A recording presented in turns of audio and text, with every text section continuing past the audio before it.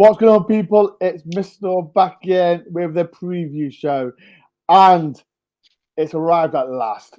1 day to go. The biggest game in Nottingham Forest's history for the last 23 years, and I am nervous. I'm excited, and whatever it is, I cannot wait till tomorrow's game. Forest fans, if you are new to the channel, please do hit the like button. Subscribe if you're new. I'm almost close to the 7K. Please subscribe. I'm so close to 7K, and can't believe people will watch your score prediction for tomorrow's game. After this stream, I'm so happy to announce that I've got a Kevin Campbell interview straight after this preview. It should start about 10:15, 10:30. So please, another thing like myself, Des Oldham, and Marco Owen done as well, and it was like more of a chat. We had a normal chat, nothing serious, talking about Forest, and it was at the seat ground as well. So please, as well, go on watch it after the stream. But as we know, the biggest game in Forest's history for the last 23 years. For the younger fans as well, I'm excited. I'll be going, and I'm all day. I've been pacing myself, editing. I'm trying to keep myself occupied because I'm not going to sleep tonight. That's how excited I am.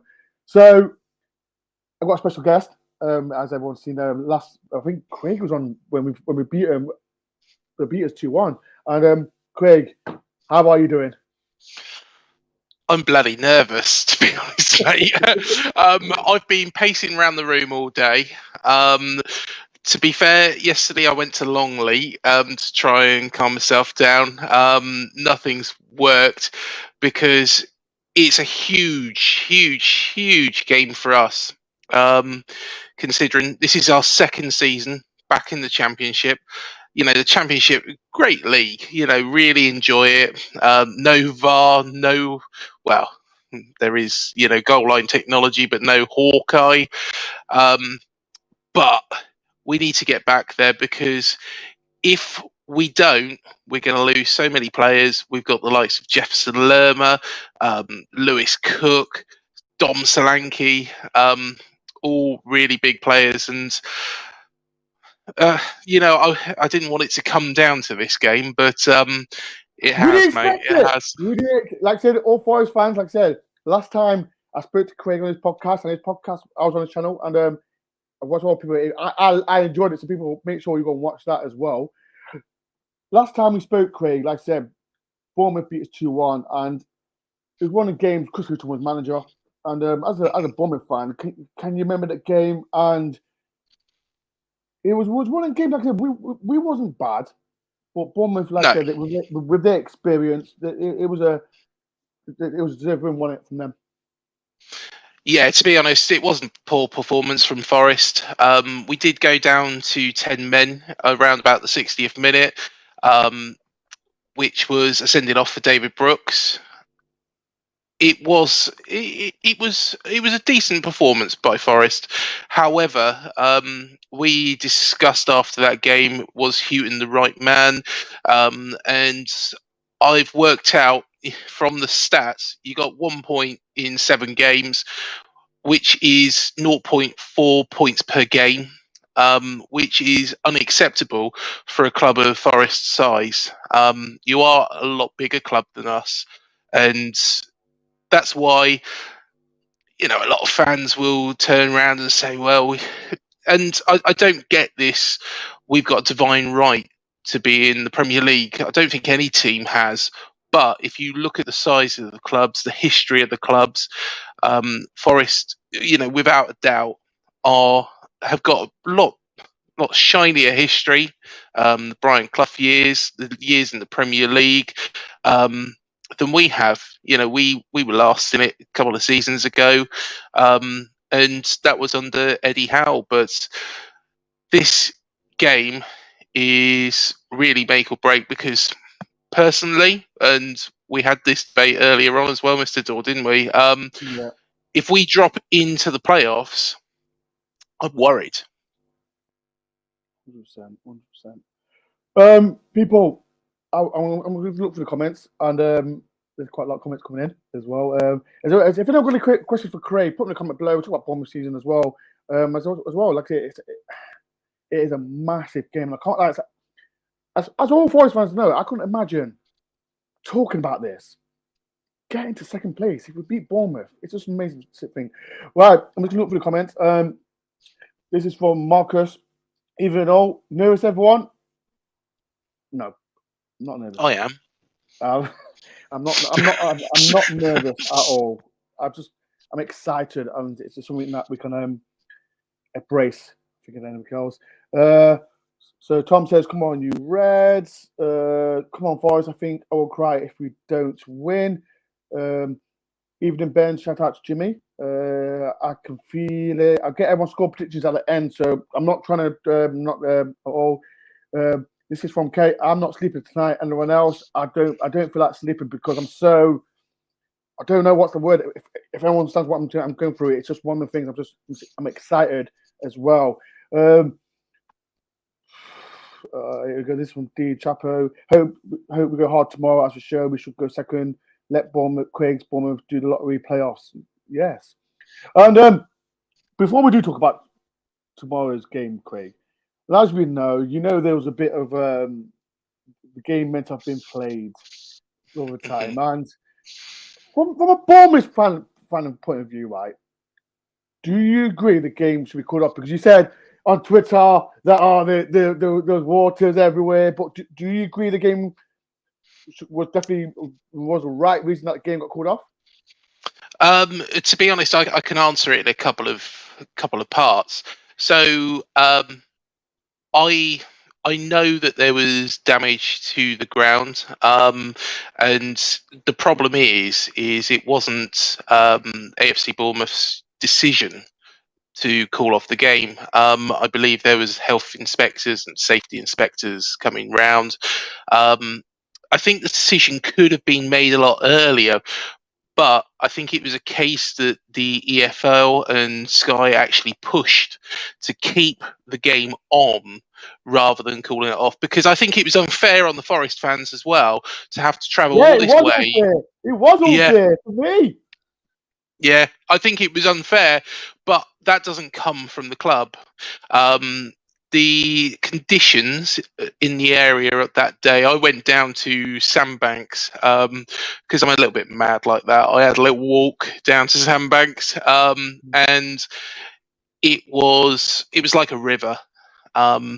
The storm did blow over quite a few trees. There was a tree that was blown over on the A31, which is a dangerous road in the best of times, to be fair. So personally, I think it should have been done earlier. I think the game should have been called off earlier. Personally, I would have preferred to have played you then. I really would.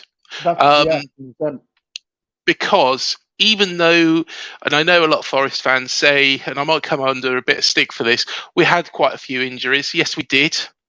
But at the same time, I think it would have been better to know where we stood rather than having this game, which is nerve-wracking. It set up beautifully. To be honest, it's worked out better for Sky, the EFL. It's not probably worked out better for either of us because we're nervous, we're panicking. I think it should have been done earlier. I think it should have been called off earlier, but this is a winner takes all game. Let's be honest. If you win the game, I can't see Hull doing anything against you. They got beat by Bristol City 5-0 at the weekend, for God's sake. So they're not a good side. They've let their goalkeeper go on loan to Luton. Thanks very much for that, Hull. Yeah. So it really, it's a huge game for us. It's huge. There's some questions for Ashley as well. People, if you've got any questions for Craig, please do. There's one for you, Craig, and this is a good one. Craig, what happened after game 17? You were smashing it before, lost the form, or players an injury, or did Parker just lose it technically? Personally, I've not been I've not been an advocate Parker. and Parker Ball. We was warned before he actually joined the club by Fulham fans that it was very slow. It was pass, control possession. We got beat by Preston, and I think the wheels fell off a little bit. We was in such momentum. Up to game 17, we got 40 points, which is 2.3 points per game. Now, we was never, ever, ever going to keep that up. There was one point where I did actually think, I thought, well, we're in such good form here. Could we take Reading's record of 106 points? That slowly drifted off. We have the least defeats in the whole league. There is that. We've only been beaten at 8 times. We've been beaten less times than Fulham. But Parker, I'm not really an advocate of the way he plays. He does seem to pull it out of the bag in big games, though. We recently on Saturday, to tee up this, we actually beat Blackburn 3-0. We also beat Huddersfield 3-0. We beat Coventry 3-0. But on the spin side of that, we've drawn twice against Peterborough. That's unacceptable. From where we stand. We also, against Reading, in the first half, we was all over them. It could have been 4-5-0. In the second half, what he did was he made a tactical change. He took off Cantwell, which I didn't understand, and moved Christie inside, I believe, from memory.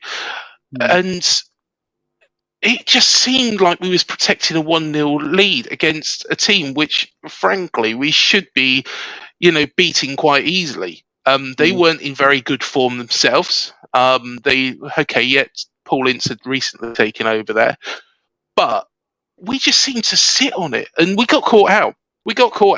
And it was extremely disappointing. Against Swansea is another good example. Now, Swansea have conceded goals like you did at the weekend. You beat them 5-1. Sam Surridge scoring 3. We went there, and the way we actually approached that game it's like we was going for a 1-0 win. That tactic lasted all of 12 minutes because we was 2-0 down. Joel Piero scored both goals. And we thought from that point, bloody hell, this is nightmare. You was beating Fulham at that point, and I was looking at it and I thought, it's down to 2 points. At that point, it was only really until the 60th minute where he made some changes. And he brought on Kiefer Moore, who has been injured for a long period of time, and mixed it up. Brought on Shriki Dembele, who is a fantastic player. And actually, I'll come to the Blackburn game again after that.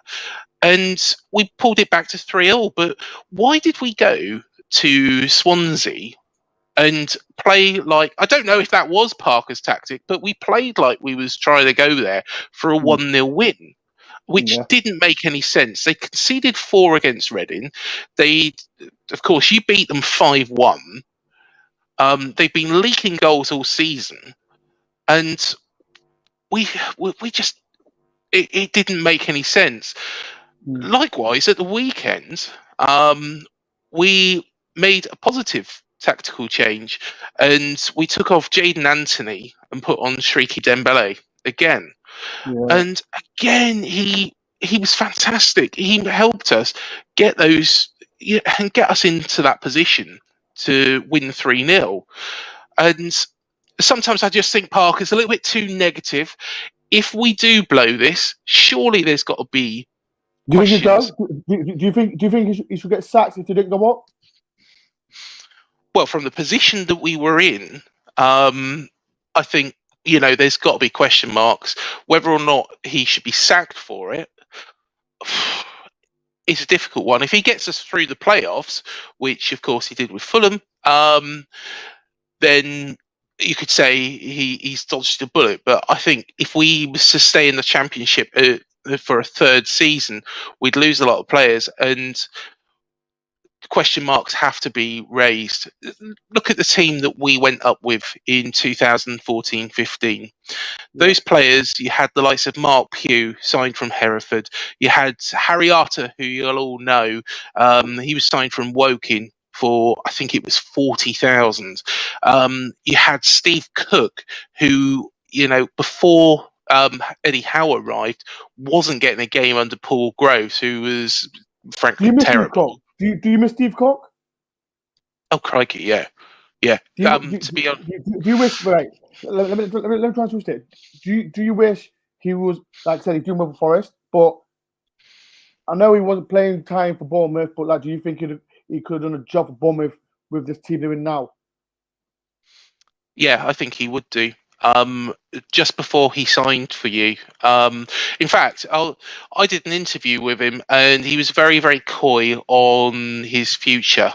And one thing he said, and I didn't pick it up at the time, but somebody in the comments did once it was going live, was that I turned around and said about the celebrations on the beach, which he was part of. He was a fundamental part of that 2014-15 side. And he said, yeah, but I don't think I'll get to see that. And I think that kind of hinted at things. He was tagged with going to QPR originally, and then Forest come in for him, and you got him. I think he would have fitted in brilliantly, and the performance that he put in against Fulham at Craven Cottage was absolutely immense. Literally, there was a shot, and he just chucked himself in front of it. Now, considering that his Bournemouth career was coming to an end, and I think he probably knew that, it shows you the stature of the man. And there is no doubt, regardless of his love for this football club, and I know he loves this football club, it's the club that he spent the most time at. The fans regard him as an absolute legend.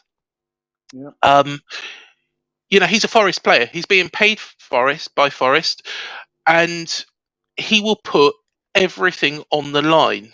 And that's why, and I'm sure we'll mention it, my nightmare scenario, the thing that has really been going on in my head. If Cook scores in the 89th minute, I will go absolutely mad. I said the 95th, so the referee will play, give 5 minutes of injury time.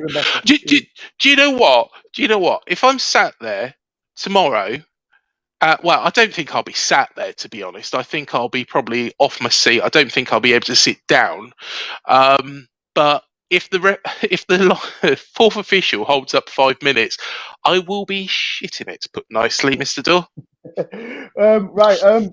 We're going to talk about, like, from a perspective, Forest, as always say to our PG fans, about how to think about Steve Cooper and Nottingham Forest. But I'm going to go through the comments, and this is a really important I want to get through on this. Shout out to Glenn for saying this, and I forgot to mention it. Well done to every single Forest fan who stood outside the training ground and cheered the squad off as they left the ball the afternoon. What a brilliant send off! It felt like a cup final. Tomorrow it is like a cup final, and I mentioned it to, like I said, or today I've been nervous today, and I think I shouldn't be nervous. I don't know why I'm nervous, but I shouldn't. Craig, give us a short, Craig. Like, with Steve Cooper, right? When he come into Forest, like I said, when we played you lot, Chris Hutton, we got defeated. But as a Bournemouth fan, are you surprised how Steve Cooper did at Forest? I'm surprised he's done it so quickly. I think, considering where you were in the league and where you are now, I'm surprised at that. Am I surprised he's done well at Forest? No, not really. Not really. I expected him to drag you out of that situation, but he's done it with the same players. And his signings have been sensible. He's not spent the earth trying to do this. What he's done is he's been very tactical in his approach. Straight away, I know that it was mentioned the first game was a draw, and then you went to Barnsley, wasn't it, and got the win there. And it's all snowballed from there. I'm surprised he's done. I'm surprised he's done it so quickly. He did a very good job at Swansea, and I know Swansea fans, and I had Stefan Rodri, who was Dave's coaches, on my show recently. Quite an interesting guy to chat to. But his view was that Russell Martin plays a lot more attractive football, and Swanzalona, they like to call themselves. The problem is Swanzalona doesn't really work because they got beat 5-1 by yourself. They drew 3-0 with us, drew 4-0 with Reading. They're right down the wrong end of the league. I think with a better defence, they'd probably be up there. But I think he's just tactically got it spot on. And going back to Steve Cook, I think it was such a sensible signing. To be honest, it's bloody ridiculous from ourselves that we actually let him go in the first place. People like that. There's 226 people watching this. Thank you, everyone, for watching this podcast. I much appreciate it as well. I'm on 40 likes. People, if you get me to 100 likes, it'd be much appreciated as well. If you're all new to the channel, please do subscribe as well. Like I said, it's a massive game tomorrow, people. Like I said, if people in the comments, are you going to the game? Like I said, it's my first time. Well, my first time I'm going to Bournemouth Stadium. I've never been there before, but great. I'm gonna say this right. Are you confident about tomorrow's game? Like I said, I know quite a lot of Bournemouth fans are, like I said, a bit nervous. As a Forest fan, we're not under pressure. We're not under pressure at all. Are you feeling it? Because, like I said, you've been on top two for quite a while. Are you nervous for tomorrow's game? Yeah. Put nicely, yeah. If we play like we did against Huddersfield, Coventry, Blackburn, the early part of the season, we should be fine. We should get at least a point out of the game. If the other side of Bournemouth comes out, the side that played against Peterborough, the second half against Reading, against Derby when we lost 3-2, West Brom was another one that just carved us open with direct balls. I would say no. I'm dreading that. I'm dreading that sort of performance, but I have got faith that Scott Parker does have he's done the big games before. He knew that Saturday was a big game. I fully expected you to beat Swansea. When it was 1-1 at half time, I was pleasantly surprised, but I still expected you to beat them. And he did the job. He did the job at Blackburn.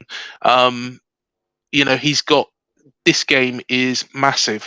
If we had lost that game against Blackburn, then it would be advantage Forest, and it would have been a very, very tricky situation going into this because you would have only needed to draw it, really. What players are you nervous about Forest that you think's a threat? We've got players like Brendan Johnson, Zigano. We've got your Bournemouth players, Sam Sturridge. People know what it is. What players are you nervous about tomorrow? Because we're flying, and I know Bournemouth are worried. But so, what players are you more worried about? Brendan Johnson is a quality player. Whether or not you can keep him, regardless of what division you're in next season, I'm not sure. I would say that if Forest do get promoted to Premier League, it's better that he does stay. However, of course, the big clubs coming in for him. Every player's got a price, and I don't think it would be good for his future, and I don't think it would be good for his, because of course David is an ex-player of the club.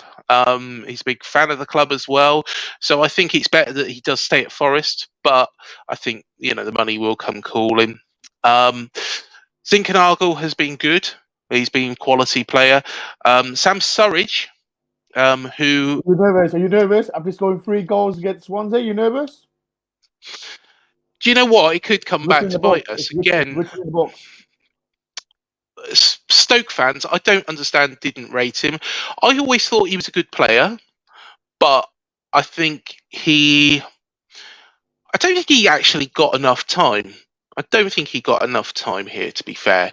And I think that is he's showing his quality at Forest, and he'll know as well how Kelly plays.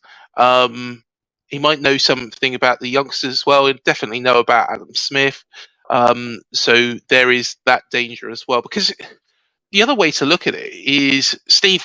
It could be an advantage or a disadvantage because Steve Cook knows how Solanke is going to attack. He's ready for him. We don't put much in the air, so that's probably a positive from our perspective. However, he'll know Solanke will actually pass the ball back, get Lerma in, get Cook in, get Billing in. Not worried about them players, Craig. We got Yates to deal with them. Not worried. I don't know. He's a debate. Right. Craig's trying to worry me about these players in midfield. We don't need to worry. We got Super Yates. But go on, no. I mentioned on your podcast, like I said, we'll keep this short. I'm a fan of Bing. Right? Keepers dealt with. We mentioned Yates. Got Team of the Year at the EFL. I think Ryan Yates can deal with these players. Don't you think?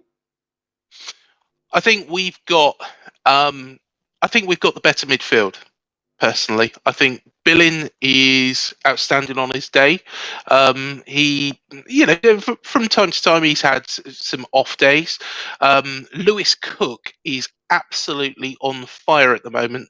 Lerma is tough. Ryan Yates too. You can't. Come on, Craig. You can't want to worry me, Craig. No, it's a battle. Personally, I think Yates is a very, very good player. I think Lerma is a tough tackling midfielder. He will, he'll certainly shake it up a bit. He's very susceptible to. I think the EFL have got a little bit of a thing against him. He seems to always be picked out. But you've also got to look at the wings as well. And we got Ryan Christie on the right-hand side. He's been fantastic. He should have probably got more goals than he has. He's deserved more goals than he's got, but he creates a lot. But a lot of it is to feet. You've also got on the left-hand side, you've got either Jaden Anthony or you've got Shriki Dembele. I think personally, what we'll do is we'll play Anthony to start off with and then bring Dembele on. Right. Dembele is very, very quick. He's very clever. We signed him from Peterborough for, a smallish fee, really. So I think there's a lot of attacking prowess that we've got. But then again, you've got Steve Cook. You've got McKenna in the back as well. These players, and looking at the Forest back three, because you have been playing at back three for a lot of the time, haven't you?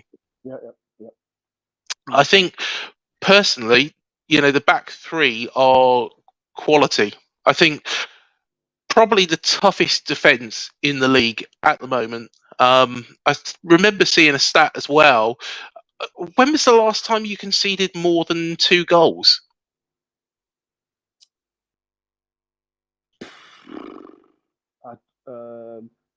Middlesbrough, Cardiff, I think. But yeah, that is what it is. But it says it all. I'm not worried. Not worried at all. Right, people are commenting. I'm gonna get Craig's prediction. What is everyone's prediction for the score tomorrow? Are you going to the game tomorrow as well? If you're too new to the channel, please do hit the subscribe button, please. I'm trying to get to 7,000 by the end of the season to just hit the like button, and please do. It helps the channel as well. Right, Craig. Last but not least, what is your prediction for tomorrow's game? Apart from being bloody nervous, I'm not going to bet against us. You know that, and I'm going to go 2-1. Okay. I think Agent Cook will score. I think he will score. I think that's written in the stars because he is a legend. But I think Solanke and Billin will both shine through. I think those two in particular will grab the goals. Somebody's put 1-0 Cook already. I just saw that pop up. That's a nightmare scenario, I think. Okay. So you say 2-1 Bournemouth, yeah? 2-1 Bournemouth. Okay. I think an early goal would settle the nerves a little bit. And Forest need to. At the end of the day, we can draw this game. We can draw against Millwall on the final game of the season, and we'll be up. Forest will have to attack us, and that's when we do play better. But then again, because we'll probably be on the attack, I think that suits Forest. So it's a tough game to call, Mr. Dore. No, it's a tough game to There's call. loads of predictions going up and down. Like I said, I can't go through everyone's prediction anymore because time's running out. That's why I'm trying to rush it, people. So I see a lot of Forest 1-0, 2-0 as well. Listen to me, right? I'm excited. I'm not, and I've never done a prediction, as everyone knows. I always do a prediction an hour before the game, but I'm saying we're going to win. I'm confident we can win. The way we took the pressure was for Fulham, we beat them 5-1, and I'm confident that we can get a result. I'm excited. And I can't wait for this game. Craig, last but not least, are you going to the game? Yeah. I certainly am. I'm not going to miss this for the bloody world. I cannot. Unfortunately, I didn't have tickets for the original game, but yeah, I have for tomorrow. So yeah, I in a way I can't wait for it. Here's a question, Mr. Dore. Right, I got to need to hurry up because I've got to make it quick. If we do win, you lot staying to watch us celebrate? Nope. Because you're not going to win. Because you're not going to win. Yeah, you're not going to win. You're not going to win. Simple as that. Right. Enjoy the playoffs, guys. Enjoy the playoffs as well, Craig. Right, people. 281 has watched this. Thank you very much. Hit the like button, people. Hit the like button as well. I'm excited, people. I'm excited and I can't wait. I'm going with Malcolm and Gary tomorrow, and it's going to be a fantastic game tomorrow. Craig, it's been a pleasure. Thank you very much. As always, mate. Thank you so much for having me on. No worries. And as well, people, I've just mentioned after this previous show, I did an interview with Kevin Campbell. It's straight after this show. So I'm begging everyone, please go and watch it. It was a fantastic time I had on Friday. So like I said, I've done all the editing. It's all done, ready to go on as well. Right, and get going. Massive game. Biggest game in 23 years. It's going to be a cup final for Forest fans. And can we do it? Sure we can. Like I said, I'm just nervous as hell. But come on, Forest. I know some of you will be watching. Massive game for all Forest fans. We can do it. It's been 23 years of, I'm more talking about Forest fans. Right, I'm going to go. I'll see everyone tomorrow. Make sure, like I said, go and watch the Kevin Campbell interview with myself, Malcolm Owen, and Des Oldham. Peace and love, everyone. And Forest, let's do this.